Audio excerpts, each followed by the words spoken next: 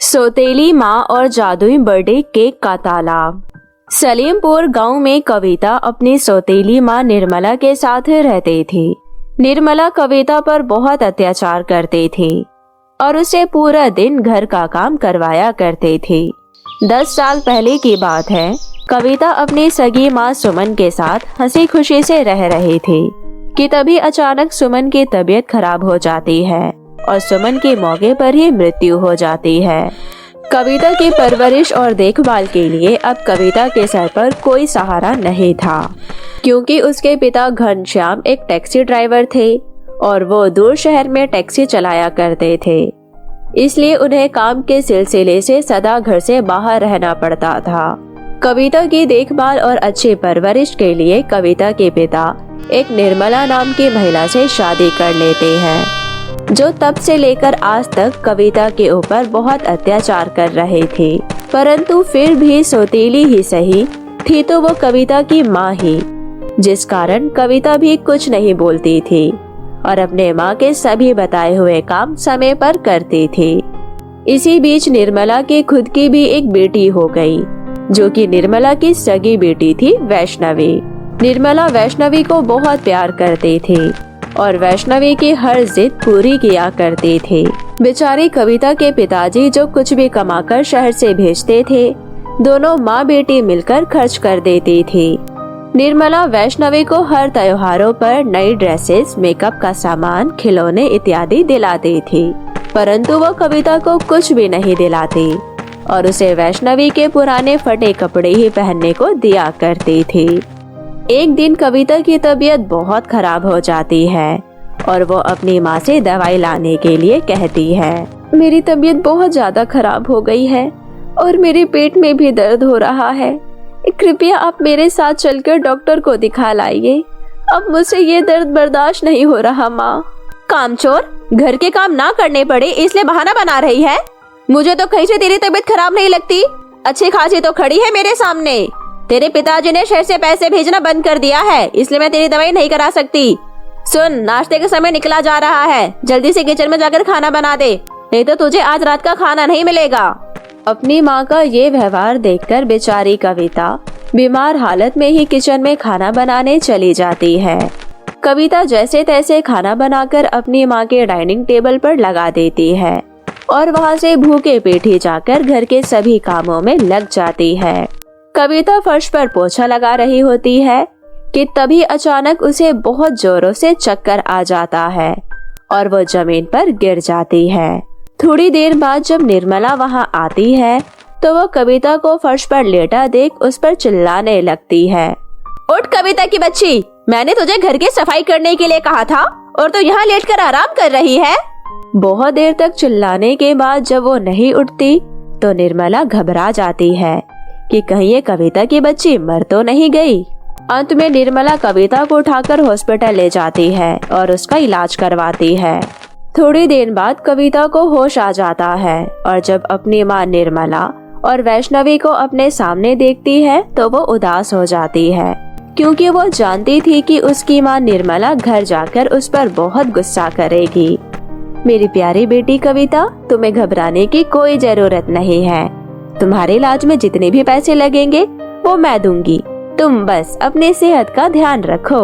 कविता को अपनी माँ के मुंह से इतने प्यारे शब्द पहली बार सुनने को मिले थे।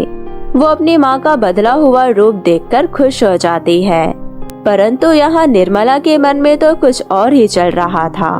वो कविता के पिताजी से कविता की फोन पर झूठी झूठी बात करवा देती है कि उसके इलाज में बहुत रुपए खर्च हो रहे हैं, जिस कारण उसे वो घर बेचना पड़ रहा है। कविता के पिताजी घनश्याम कविता के अस्पताल में भर्ती होने की खबर सुनकर घर बेचने के लिए राजी हो जाते हैं और कविता के इलाज में जितने भी पैसे लगे होते हैं वो सभी भिजवाने लगते हैं। निर्मला अस्पताल वालों को रिश्वत के रुपए देकर उसे कुछ दिन तक अस्पताल में भर्ती रखने का नाटक चलने देती है और थोड़े दिन बाद जब कविता ठीक हो जाती है तो वो उसे अपने साथ अपने घर ले आती है। सुन कविता की बच्ची, अब तेरा ये घर मैंने अपनी बेटी वैष्णवी के नाम कर लिया है। अब ध्यान से सुन, अगर तुझे मेरे घर में रहना है तो इस घर की नौकरानी की तरह रहना होगा और आज से तू नौकरों के स्टोर रूम में रहेगी। वहीं पर तुझे बचा कुचा खाना मिल जाया करेगा, समझ गई? कोई बात नहीं माँ, मुझे भला इस घर का क्या करना है। ये तो वैसे भी आपका ही है। मैं आपके साथ ही रहूंगी और अब जो भी काम बोलूंगी मैं सारे काम करूंगी। अगले ही दिन से निर्मला कविता पर काम का बोझ और बढ़ा देती है और उसे पूरे घर के कपड़े, बर्तन, झाड़ू, पोछा सब करवाती है। इसी तरह दिन निकल रहे थे और आज वैष्णवी और कविता दोनों का जन्मदिन होता है। सुन कविता की बच्ची, आज मेरी बेटी वैष्णवी का जन्मदिन है और मैंने आज हमेशा की तरह बहुत बड़ी ग्रैंड पार्टी करने का फैसला किया है। हम दोनों वैष्णवी के बर्थडे पार्टी के लिए एक सुंदर सा गाउन लेने जा रहे हैं। तब तक तू पूरे घर की सफाई कर दे और हाँ, अगर मुझे जरा सी भी गंदगी दिखाई दी तो तेरी खैर नहीं। माँ, शायद आप भूल रही हैं, परंतु आज तो मेरा भी जन्मदिन है ना। मेरे कपड़े बहुत फट गए हैं। कृपया आप मेरे लिए भी कोई सस्ती सी फ्रॉक लेते आना। मुझे अच्छे से याद है कि आज कविता मनहूस का भी जन्मदिन होता है। पता नहीं क्यों भगवान जी ने भी इस मनहूस का जन्मदिन मेरी बेटी के बर्थडे वाले दिन ही रखा। परंतु तुझे पता है ना, मैंने आज तक तेरा कोई भी जन्मदिन नहीं मनाया है जो आज मनाऊंगी। हमेशा की तरह जन्मदिन के समय तो स्टोर रूम में ही बंद रहेगी और किसी भी गेस्ट के सामने नहीं आएगी। और रही बात एक अच्छी ड्रेस की, तो कल ही मैंने वैष्णवी के पुराने लहंगे निकाले हैं। उन्हीं में से कोई एक लहंगा तू भी पसंद कर लियो। वैसे भी मुझे तो वो लहंगे कूड़े में ही फेंकने हैं। चल अब जा यहाँ से, हमारा समय बर्बाद ना कर, हमें शॉपिंग के लिए देरी हो रही है। इतना कहकर निर्मला और वैष्णवी दोनों शॉपिंग पर निकल जाते हैं। कविता भी चुपचाप अपनी सौतेली माँ का अत्याचार सहते हुए घर के कामों में लग जाती है। पूरा दिन घर के काम करके कविता बहुत थक जाती है और थक कर थोड़ी देर के लिए सोफे पर बैठकर आराम करने लगती है। इसी बीच निर्मला और वैष्णवी घर आ जाते हैं। देखो महारानी को हमारे घर से निकलते ही सोफे पर बैठकर आराम कर रही है। तेरी हिम्मत कैसी हुई मेरे महंगे ब्रांडेड सोफे पर बैठने की? और इस तरह निर्मला कविता पर चिल्लाते हुए उसके बर्थडे वाले दिन ही उसे एक जोरदार चांटा लगा देती है। कविता बेचारी कुछ नहीं कर सकती थी। वो रोते हुए स्टोर रूम की तरफ चली जाती है। शाम हो जाती है और वैष्णवी की बर्थडे पार्टी शुरू हो जाती है। यहाँ कविता स्टोर रूम में बैठी बैठी रो रही होती है क्योंकि उसको बर्थडे विश करने वाला कोई भी नहीं होता। कविता अपनी माँ की तस्वीर से बातें करते हुए कहती है, माँ, देखा आपने, आज निर्मला माँ ने मेरे बर्थडे वाले दिन मुझे विश भी नहीं किया और मुझ पर हाथ भी उठाया। माँ, मैं इस अत्याचार भरी दुनिया से निकलना चाहती हूँ। पिताजी भी शहर से घर आना छोड़ दिए हैं। वे नहीं जानते कि यहाँ पर निर्मला माँ मुझ पर अत्याचार करती है।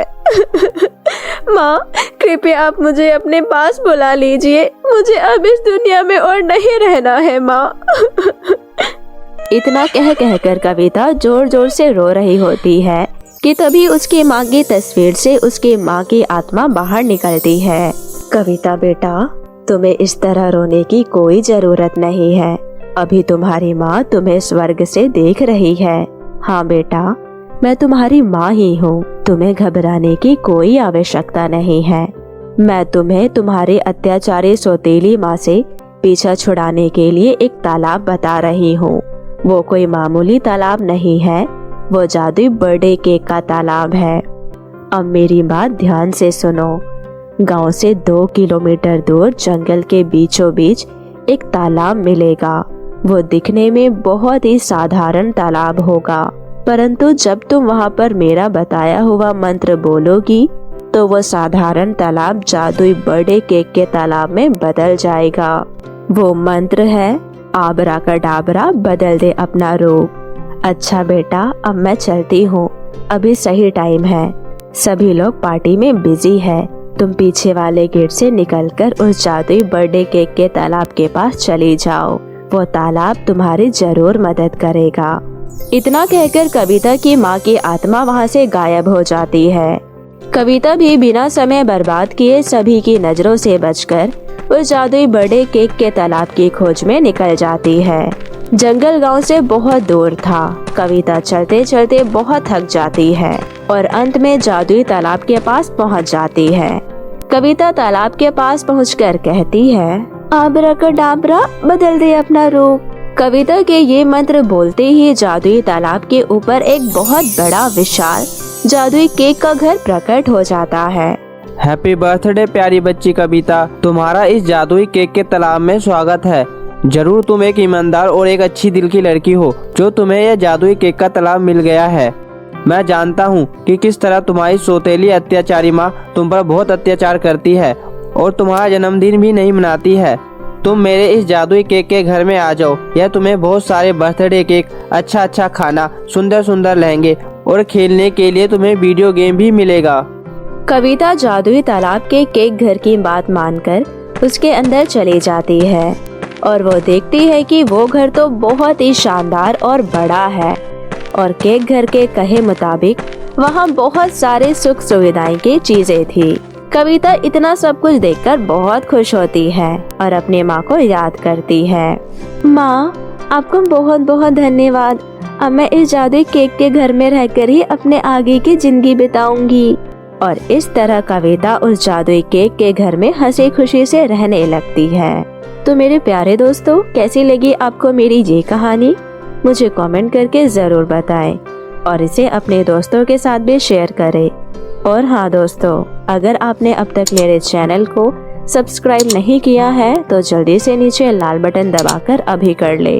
तो मिलती हूँ आपसे फिर किसी नई कहानी के साथ। तब तक के लिए आप अपना ध्यान रखें।